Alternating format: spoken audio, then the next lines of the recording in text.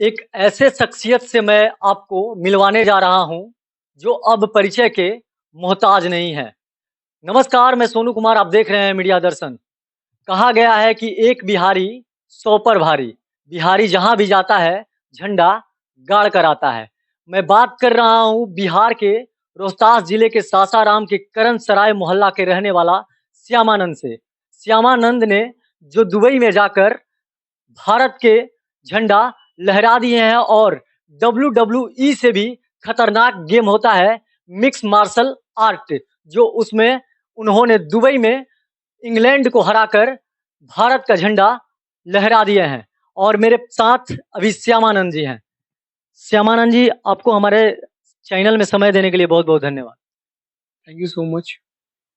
अच्छा, आपको ये प्रेरणा कहाँ से मिली कि आप इसी लाइन की तरफ गए? बहुत से लोग हैं क्रिकेट व्रिकेट सारे, मतलब क्रिकेट की तरफ भी जाते हैं, बहुत सारे स्पोर्ट में खेल हैं उनके तरफ जाते हैं, मगर आपने ये लाइन क्यों चुना? बचपन से ही मुझे खेलों में रुचि थी और सबकी तरह मुझे भी क्रिकेट में जाना था। तो उसका श्रेय सचिन सर को जाता है। जब वो खेलते थे तो मैं बहुत ज़्यादा आकर्षित हो जाता था क्रिकेट की तरफ और मैं भी क्रिकेटर बनना चाहता था। बट उसी अराउंड मुझे कुछ डब्ल्यूडब्ल्यूई के ट्रम्प कार्ड्स दिखे और उसमें अंडरटेकर वगैरह के फ़ोटो दिखे और उनको देखकर मैं काफ़ी आकर्षित हुआ और थोड़ा बहुत डब्ल्यूडब्ल्यूई के फाइट्स देखे। तो मेरे को लगा कि वो रियल फाइटिंग होता है और मैंने डिसाइड किया कि ये भी मेरे को करना है। तो बचपन में जैसे बच्चे बोलते हैं कि मुझे ये भी करना है, ये भी करना है, वैसे मेरा भी था कि मुझे क्रिकेटर भी बनना है और ये भी करना है। और जैसे-जैसे समय बीता मुझे रियलाइज़ हुआ कि मुझे डब्ल्यूडब्ल्यूई में ही आगे जाना है। और जब 10th के बाद मैंने रिसर्च करना स्टार्ट किया कि कैसे डब्ल्यूडब्ल्यूई में आगे बढ़ा जाए, क्योंकि कोई बताने वाला नहीं था। तब मुझे पता चला कि डब्ल्यूडब्ल्यूई फेक फाइटिंग होता है, स्क्रिप्टेड फाइटिंग होता है। और जैसे ही ये पता चला मेरा एक दिल सा टूट गया और इतने बचपन का सपना था, तो मैंने कोई बात नहीं, इसी में आगे बढ़ेंगे। और उसी समय मैंने एक बार एक बॉक्सिंग का फाइट खेला और उस फाइट में जो रोमांच का अनुभव हुआ, जो रियल फाइटिंग का अनुभव हुआ, उसको मैं बयान नहीं कर सकता हूँ। और मैंने उसी समय डिसाइड किया कि नहीं, मेरे को करना तो रियल फाइटिंग ही है। और उस समय मुझे एमएमए के बारे में पता था और मैंने डिसाइड किया कि मुझे एमएमए में ही जाना है आगे। मैं आपको बता दूं श्यामानंद जी के बारे में कि WWE जो खेल होता है उससे भी खतरनाक खेल होता है मिक्स मार्शल आर्ट, और उन्होंने दुबई में जाकर इंग्लैंड को हराकर हिंदुस्तान का झंडा लहराया। ये रोहतास जिले के सासाराम के करण सराय मोहल्ले से आते हैं। अच्छा, आपकी शुरुआत कहाँ से हुई? तो बचपन में मैंने जब डिसाइड किया था कि इसी में आगे जाना है, तो कुछ मैंने मूवी देखता था जिसमें बॉक्सिंग वगैरह का था, तो उसके जो प्लेयर्स हैं वो स्टेमिना बढ़ाते थे, स्टेमिना के लिए लॉन्ग रनिंग करते थे।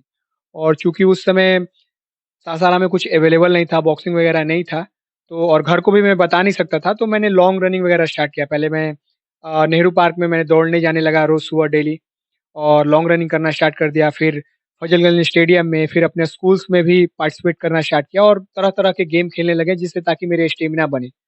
और 10th के बाद जब मैं बाहर गया और घर को बता दिया कि ये करना है, तो पटना जाके मैंने अ, जिम जॉइन किया और साथ में वहाँ पे एक वुशु अकेडमी जॉइन किया और साथ ही साथ बिहार मिलिट्री पुलिस जो बीएमपी है, वहाँ पे बॉक्सिंग और रेसलिंग का प्रशिक्षण दिया जाता है बिहार मिलिट्री पुलिस वालों को, वहाँ पे भी जाके मैंने ट्रेनिंग स्टार्ट किया। आपकी खाने-पीने की रूटीन क्या है? मैं शुद्ध शाकाहारी हूँ और जैसे नॉर्मल लोग खाते हैं रोटी, चावल, दाल, सब्जी, वैसे मैं भी खाता हूँ, साथ में दूध, घी और व्हे प्रोटीन लेता हूँ। श्यामानंद जी शुद्ध शाकाहारी हैं, लेकिन ऐसा कहा जाता है कि जो डब्ल्यूडब्ल्यूई का जो गेम लड़ते हैं लोग, मार्शल कराटे जो भी लड़ते हैं, बॉक्सिंग में पहलवानी करते हैं, कहा जाता है कि कुछ लोग मांस का बहुत ज़्यादा यूज़ करते हैं, मुर्गा, मछली, अंडा, और कुछ लोग तो बीफ भी खाते हैं, लेकिन ये शुद्ध शाकाहारी हैं। अच्छा, ये पहले बताइए कि आपको सरकार के द्वारा कुछ अभी मिला है कि नहीं मिला? सरकार अभी अभी तक तो सरकार के द्वारा कुछ भी सहयोग या रिकॉग्निशन नहीं मिला है। क्या चाहते हैं आप सरकार से? मैं सरकार से बहुत कुछ चाहता तो नहीं हूँ, जब मैं 2017-18 में जब नेशनल चैंपियनशिप जीत रहा था, उस समय तो मुझे बहुत ज़्यादा सहयोग का ज़रूरत था। पर कम से कम सरकार से रिकॉग्निशन मिलना चाहिए था कि मैं इतने बार नेशनल चैंपियन हूँ, भारत को भी रिप्रेज़ेंट किया है और अभी फिर से भारत के लिए मैं जीता हूँ। सासाराम सहस्त्राबाहु की नगरी भी माना जाता है और शेरशाह की सूरी की नगरी भी कहा जाता है।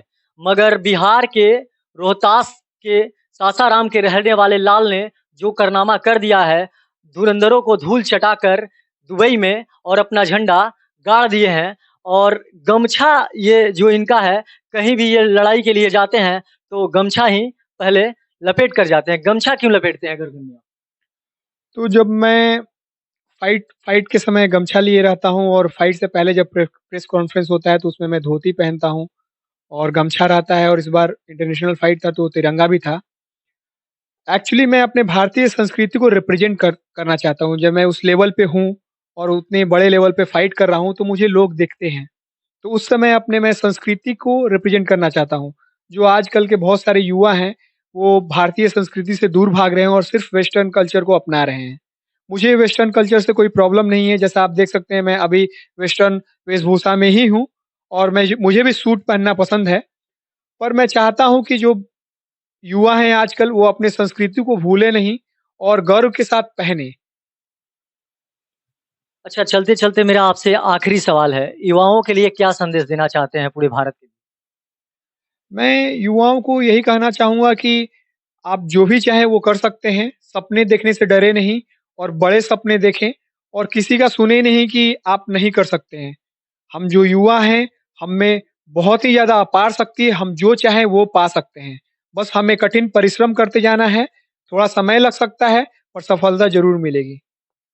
सीधा-सीधी तौर पे आपने श्यामानंद जी से सुना, श्यामानंद जी का कहना है कि संघर्ष ही जीवन है। अगर संघर्ष किया जाए तो कोई भी मुकाम हासिल किया जा सकता है। जैसे कि श्यामानंद जी ने किया है, छोटे से शहर से निकल कर जो कारनामा किया है, यह बहुत गौरवान्वित करने वाला और भारत के लिए बहुत बड़ी योगदान इस कारनामे में है। तमाम ऐसे ही खबर देखने के लिए हमारे साथ बने रहिए। मैं मीडिया दर्शन से सोनू कुमार, धन्यवाद।